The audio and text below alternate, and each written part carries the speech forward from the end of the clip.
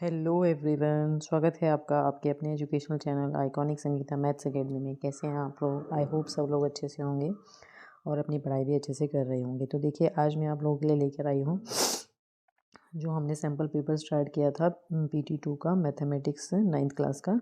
ठीक है, उसके सेक्शन ए और बी के सॉल्यूशंस मैं आपको करा चुकी हूँ। आज हम लेके आए हैं सेक्शन सी। ठीक है, तो देखिए सेक्शन सी में हमारे पास जो फर्स्ट क्वेश्चन गिवन है वो है, in the given figure the side QR of triangle PQR is produced to a point S if the bisectors of triangle PQR and angle RPS PRS meet at point T, then prove that angle QTR is equals to half of angle QPR। ठीक है, it means ये कह रहे हैं, ये देखिए, ये मैंने यहाँ पे बना दिया कि ये हमारे पास क्या है, एक ट्राइंगल दे रखा है PQR। ठीक है, और इसमें ये कह रहे हैं कि जो हमारी QR है इसको हम प्रोड्यूस कर रहे हैं पॉइंट S तक।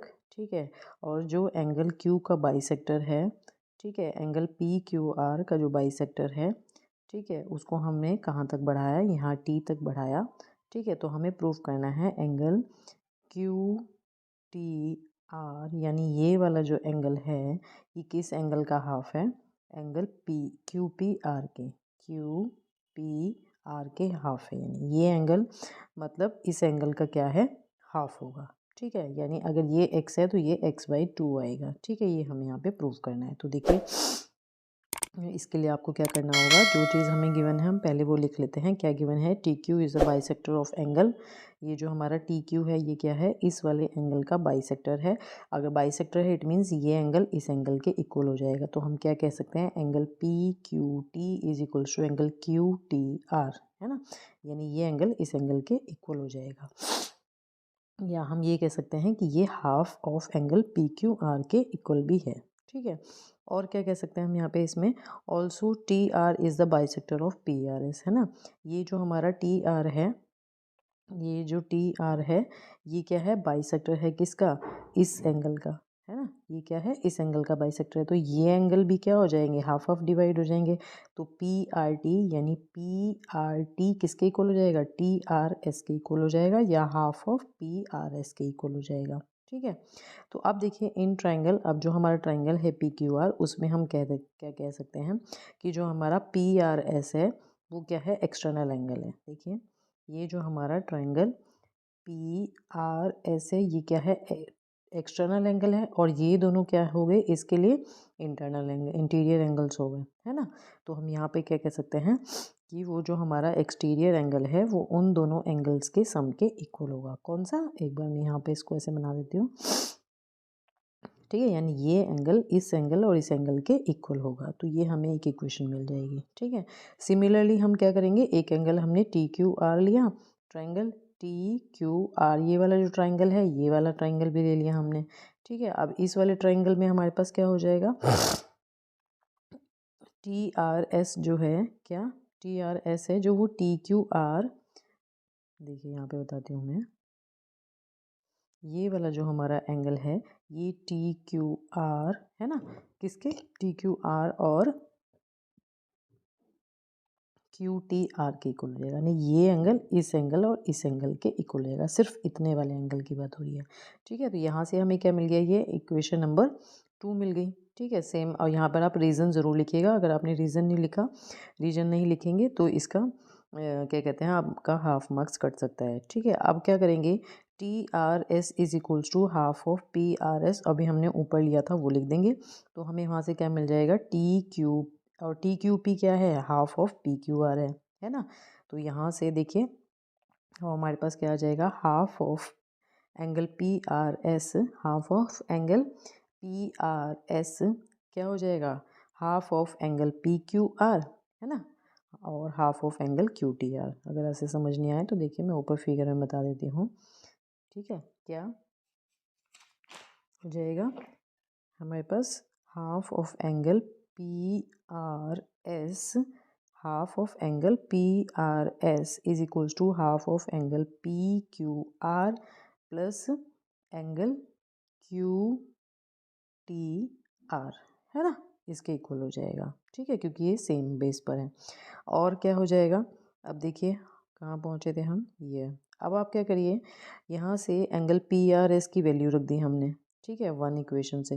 तो जब हमने एंगल PRS की वैल्यू रख दी तो हमारे पास ये वाली जो वैल्यू है यहाँ पर रख देते हैं हम, तो हमारे पास इस PRS की जगह ये वैल्यू यहाँ पर आ गई, है ना। और ये हमारा हाफ PQR और QTR एज इट इज़ है। फिर इस ब्रैकेट को ओपन कर देंगे तो half of angle QPR plus half of angle PQR is equals to ये बन रहा है। अब यहाँ देखिए ये वैल्यूज़ हमारी दोनों में कैसी है, सेम है, तो ये दोनों कैंसिल हो जाएगी, तो क्या बच जाएगा, half of QPR is equals to angle QTR। तो यही चीज़ हमें क्या करनी थी, प्रूव करनी थी। तो हम यहाँ पे कह देंगे क्या आ गया हमारे पास, ये प्रूव हो गया। ठीक है, क्या हो गया, ये चीज़ प्रूव हो गई है हमारी। ठीक है, नेक्स्ट क्वेश्चन की तरफ बढ़ते हैं। नेक्स्ट क्वेश्चन है हमारे पास, थोड़ा सा ये लंबा जाएगा क्वेश्चन। ठीक है, क्या है question, a student Ram wishes to find the width AB of the river without crossing it. His friend Sham helps him to complete the task. Ram stands at point X, just opposite to a fixed pole at E on the other side of the river. Sham measures the distance between point X and B using a measuring tape. Now he asks Ram to stand at a point Y such that XB is equals to YB. From point Y, he went perpendicular to the bank of the river and reached to a point C such that ABC lies on the same straight line. He measures the distance YC and determines the width of the river. Justify the determination of width of river by measuring the distance YC. Distance YC, देखिए ये हमारे पास क्या है, ये figure है, क्या है इसमें, देखिए कह रहे हैं कि एक स्टूडेंट है, ठीक है, उसने उसको क्या करनी है, ये विड्थ जो है, wishes to find the width of the river, ठीक है, विदाउट क्रॉसिंग इट, इसको क्रॉस करे बिना उसे क्या करनी है, इसकी विड्थ निकालनी है। ठीक है, तो his friend Shyam help him to complete the task. Ram stands at point X, Ram जो है वो यहाँ पर खड़ा हुआ है, ठीक है, just opposite to a fix pole, यहाँ पर कोई एक पोल बना हुआ है, ये एक पोल बना हुआ है एक ए पॉइंट पर। ठीक है, Shyam measures the distance between point X and B. Shyam ने एक्स और अब शाम ने एक्स और बी के बीच की जो डिस्टेंस है वो मेज़र कर ली यूजिंग अ मेजरिंग टेप, में किसी टेप यूज़ करते हुए। ही आस्क राम, उसने राम से बोला, ठीक है, to stand at a point Y, कि तुम यहाँ पर खड़े हो जाओ, तुम यहाँ पर खड़े हो जाओ, सच डैट, इस तरह से खड़े हो कि ये वाली जो हमारी डिस्टेंस है वो इस डिस्टेंस के इक्वल हो जाए। ठीक है, and then from point Y he went perpendicular to bank of the river. ये क्या कर गया, ये वाला जो हमारा रिवर है इसके वो परपेंडिकुलर गया ऐसे। ठीक है, and reach to point C, और कहाँ पहुँचा वो, इस सी पॉइंट पर पहुँच गया। ठीक है, इस तरह से पहुँचा कि ये जो ABC हैं वो एक स्ट्रेट लाइन में आ जाए। कहाँ आ जाए, ये सारे के सारे एक स्ट्रेट लाइन में आ जाए। ठीक है, तो ही मेजर्स द डिस्टेंस YC, अब उसने क्या करा, ये जो YC डिस्टेंस है ये मेज़र करी and determine the width of the river, और क्या कर लिया उसने, ये जो हमारी विड्थ है रिवर की वो उसने निकाल ली। ठीक है, तो देखिए इसे कैसे सॉल्व करेंगे। X is just opposite to A, X अभी हमने ऊपर देखा कि क्या है, जस्ट अपोजिट है। अगर अपोजिट है, एक्स यहाँ है और ए यहाँ है, इस तरह से, तो ये एंगल क्या माना जाएगा, 90 माना जाएगा। ठीक है, तो एंगल AXB 90 हो जाएगा, और एंगल BYC 90 गिवन है, XB is equals to YB हमें गिवन है। ठीक है, और ABC भी क्या है, एक स्ट्रेट लाइन है, ये भी हमें गिवन है। ठीक है, XBY is also in straight line, जो हमारा XBY है, कहाँ है XBY, देखिए XBY भी क्या है, एक स्ट्रेट लाइन है। ठीक है, एंड AC एंड XY क्या कर रहे हैं, इंटरसेक्ट कर रहे हैं B पर। AC एंड XY, AC ये वाला जो AC एंड XY है ये कहाँ पर इंटरसेक्ट कर रहा है, यहाँ पर इंटरसेक्ट कर रहा है। इट मीन्स क्या होंगे कि जो हमारा एंगल ABX है वो एंगल CBY के इक्वल होगा, क्योंकि वो क्या है, अपोजिट एंगल्स हैं। ठीक है, अब हम क्या करते हैं, ट्राइंगल्स को कंपेयर कर लेते हैं। कौन कौन से ट्राइंगल्स, ट्राइंगल AXB और ट्राइंगल BYC। ठीक है, तो जब हम कंपेयर करेंगे तो हमें क्या मिलेगा, एंगल AXB एंगल BYC के इक्वल है, यानी 90 हैं दोनों, angle A B X C B Y के इक्वल है, अभी हमने यहाँ पे ऊपर दिया कि अपोजिट है, और X B is equals to Y भी हमें क्या है, गिवन है कि ये इक्वल है। तो दो हमारे पास जब तीन चीज़ें इक्वल मिल गई तो हमारे पास दोनों ट्राइंगल्स कैसे आ गए, कॉन्ग्रेंट आ गए। कैसे आ गए ये, कॉन्ग्रेंट आ गए। अगर ये हमारे पास कॉन्ग्रेंट आ गए तो इट मीन्स इन ट्राइंगल्स की जो सारे के सारे क्या कहते हैं साइड्स और एंगल्स हैं वो सारे के सारे क्या होंगे, इक्वल होंगे। तो हम यहाँ पर क्या कह सकते हैं कि जब हमारे पास ये इक्वल हो गए तो ए एक्स वाई सी के इक्वल हो गया है ना। ए एक्स कौन सा था, ये ए एक्स, और इस तरह से हमारा ये बी था, ये वाई था और ये सी था, है ना। तो हमारा जो ए एक्स है, ये जो ए एक्स है वो इस वाई सी के इक्वल हो जाएगा, यानी ये जो है हमारी वाई सी, ये इसकी विड्थ हो गई, है ना। तो Y C implies that width of the river, hence it is justified the determination of the width of river by measuring the distance yc। yc को मेज़र करते हुए हमने रिवर की डिस्टेंस फाइंड आउट कर ली, ठीक है। नेक्स्ट क्वेश्चन देखिए क्या है हमारे पास इसमें, in the below figure if Q T is perpendicular to P R, है ना।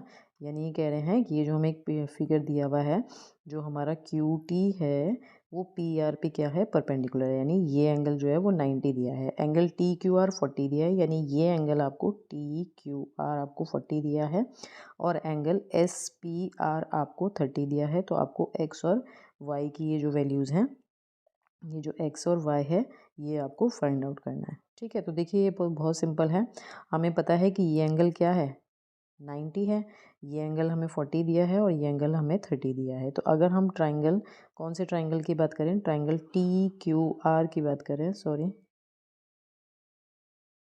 ये वाला जो हमारा ट्राइंगल है इस टी क्यू आर की बात करें, तो इस टी क्यू आर में इस एंगल का सम, इस एंगल का सम और इस एंगल का सम, यानी तीनों का सम क्या होगा, 180 होगा, है ना, एंगल सम प्रॉपर्टी से।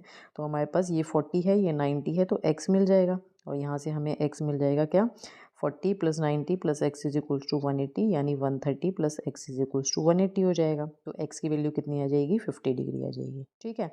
अब देखिए y जो है हमारा, ये जो y है ये इन दोनों एंगल्स के सम के इक्वल होगा, यानी ये एक्सटीरियर एंगल है और ये दोनों क्या हैं, इंटीरियर एंगल हैं। तो यहाँ पर हम ये प्रॉपर्टी लगा देते हैं, now y is the exterior angle of triangle P S R. तो हमने वो प्रॉपर्टी लगा दी, तो हमें एस पी आर अभी हमने ऊपर निकालना है, सॉरी हमें गिवन है 30 गिवन है, और x अभी हमने यहाँ पर निकाला है। तो ये दोनों वैल्यूज़ जब हम रख देंगे तो हमारे पास y की वैल्यू भी आ जाएगी, ठीक है। तो ये हमारे पास क्या आ जाएगा, x और y दोनों की वैल्यूज़ मिल गई हमें, ठीक है। नेक्स्ट क्वेश्चन है हमारे पास इसमें, in the above right sided figure P Q and RS are the two mirrors placed parallel to each other. An incident ray AB strikes the mirror PQ at B. The reflected ray moves along the path BC and strikes the mirror RS at C and again reflects back along CD. Prove that AB is parallel to CD, ठीक है। यानी ये कह रहे हैं क्या कि हमारे पास क्या है, ये वाले जो हमारे पास दो, ये क्या है, मिरर रखे हुए हैं, ये दो मिरर्स हैं, ठीक है, P Q and R S, ठीक है। ये दोनों के दोनों क्या हैं, एक दूसरे के पैरेलल रखे हुए हैं। कैसे रखे हैं, पैरेलल रखे हुए हैं। एक हमारे पास क्या है, इंसिडेंट रे है, वो इस पर ऐसे पड़ रही है, ठीक है, मिरर पर ऐसे जा रही है पी क्यू पर, ठीक है, बी पर, और रिफ्लेक्ट होके कहाँ जा रही है, वो ऐसे जा रही है, रिफ्लेक्ट होके ऐसे जा रही है, और फिर यहाँ पर जब ये पड़ रही है इस मिरर पे तो यहाँ से रिफ्लेक्ट होके वो इस तरह से जा रही है, ठीक है। ये समझ में आया। तो अब हमें प्रूव करना है कि ये जो ए बी है वो सी डी के क्या होगा, पैरेलल होगा। ये चीज़ हमें यहाँ पर प्रूव करनी है।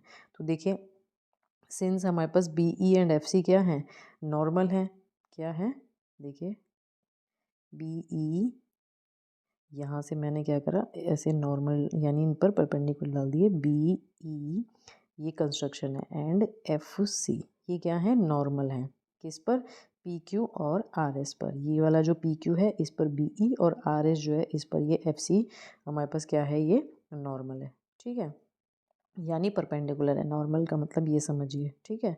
तो अब एंगल ए बी ई और एंगल ई बी एक्स को अगर हम क्या मान लें, एक्स मान लें, ठीक है, किस किस को, एंगल ए बी ई, यानी ये जो हमने यहाँ ई माना है, ये इस एंगल को हम x मान लें और ई बी सी यानी ये एंगल को भी अगर हम क्या मान लें x मान लें, यानी ये दोनों एंगल आपस में क्या है इक्वल है, क्योंकि पी क्यू ये ऐसा इसलिए होता है क्योंकि जब पी क्यू क्या होता है इज ए मिरर है, सो एंगल ऑफ इंसिडेंस जो होता है वो क्या होता है एंगल ऑफ रिफ्लेक्शन के इक्वल होता है। यहाँ पे बाइसेक्टर नहीं दिया, बाइसेक्टर दिया होता तो हम इक्वल कहते हैं। यहाँ पे हमने इक्वल क्यों लिया है, क्योंकि angle of incidence angle of reflection के इक्वल होता है, इसलिए ये हमने इक्वल लिए हैं। ठीक है, इसी तरह से हम यहाँ पे कह देंगे कि F C D is equals to B C F के हो जाएगा, मतलब कि ये वाला जो एंगल है ये जो मैंने यहाँ पे डाला था ये वाला एंगल इस एंगल के इक्वल हो जाएगा, ये भी एंगल ऑफ इंसिडेंस और एंगल ऑफ रिफ्लेक्शन के रीज़न के कारण इक्वल हो जाएंगे। Now considering B E and F C,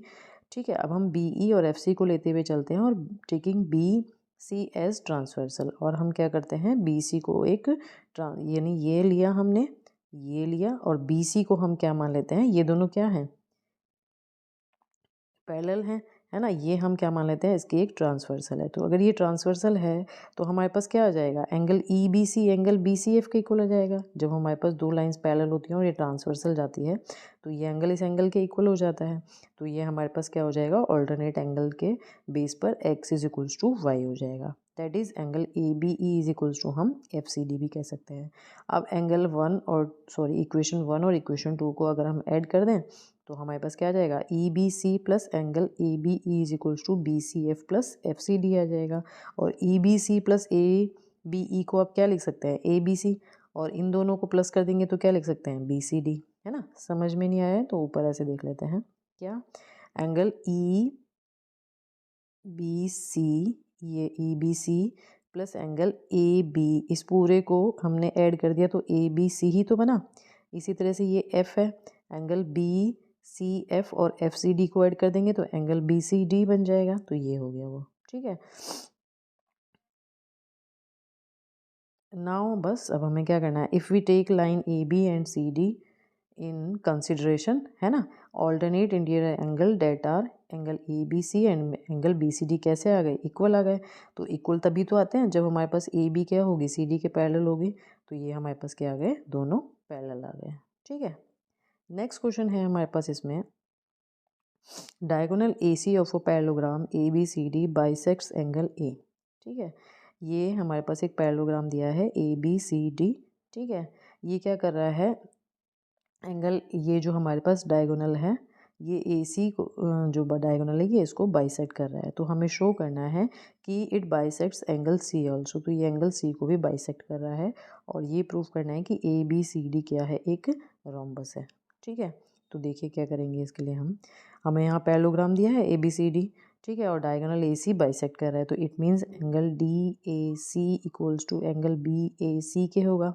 ठीक है, नाउ और क्या दिया है ए बी जो है वो डी सी के क्या है पैरेलल है, और ए सी को हम क्या मान लें कि ये ट्रांसवर्सल है। ठीक है, तो एंगल बी ए सी ये एंगल जो है वो एंगल डी सी ए यानी इस एंगल के इक्वल होगा, हो गया इक्वल, तो ये हमें मिल गया। ठीक है, अब अगर हम क्या कर लें, अब हम ए डी और बी सी को माने पैरेलल और ये ट्रांसवर्सल है ना, हो जाएगा। तो क्या होगा हमारे पास, तो angle D A C angle B C A के इक्वल हो जाएगा, है ना, यानी ये एंगल हमारा बी डी ए सी ये एंगल इस एंगल के इक्वल हो गया, तो मिल गए हमें एंगल से equal.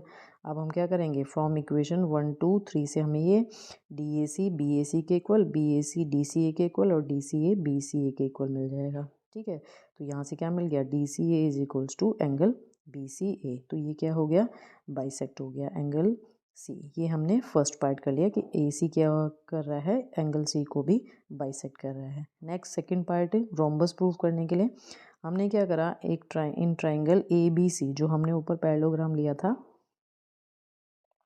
A B C D, in triangle A B C angle B A C angle B C A के इक्वल है, angle B A C angle B C A के इक्वल है, अभी हमने ऊपर प्रूव किया। ठीक है, और B C is equals to A B है, क्या है B C is equals to A B है, side opposite to equal angles are also equal, जब एंगल्स इक्वल होंगे तो उनके अपोजिट जो साइड्स होंगी वो भी इक्वल होंगी, also A B is equals to C D. A B जो है वो सी डी के इक्वल दिया है क्योंकि, और ए डी जो है वो बी सी के इक्वल दिया है क्योंकि ये क्या है, पैरेललोग्राम की अपोजिट साइड्स हैं। ठीक है, तो हमारे पास इक्वेशन 1 और 2 से हमें क्या मिल जाएगा कि ये सारी चारों की चारों जो साइड्स हैं वो आपस में कैसी आ गई हैं, इक्वल आ गई हैं। और अगर इक्वल आ गई हैं तो वो पैरेललोग्राम क्या हो जाएगा, एक रोम्बस बन जाएगा। ठीक है, तो इस तरह से हमें ये करने थे। तो ये हमारा आज सेक्शन सी का जो मैंने सॉल्यूशन आपको बोला था कि मैं करूँ बताऊँगी आपको, वो कंप्लीट हो गया है। ठीक है, तो अगर आप लोगों को ये वीडियो अच्छा लगा है तो प्लीज़ इसे लाइक ज़रूर करें। ठीक है, और अपने फ्रेंड्स के साथ ज़्यादा से ज़्यादा शेयर करें। और अगर अभी आप लोगों ने मेरे चैनल को सब्सक्राइब नहीं किया है तो प्लीज़ मेरे चैनल को सब्सक्राइब करें और नोटिफिकेशन बेल ऑन करके रखें, जिससे कि इस तरह की जो भी मैं वीडियो आपको डालूँ वो आपको जल्दी से मिलते रहे। ठीक है, और हाँ, आप लोगों के लिए मैंने जो भी सिलेबस आपका डिलीट हुआ है उसका भी एक मैंने शॉर्ट अपने चैनल पर डाला है, तो आप वो भी जाकर वहाँ पर देख सकते हैं। तो चलिए मिलते हैं नेक्स्ट वीडियो में, तब तक के लिए बाय।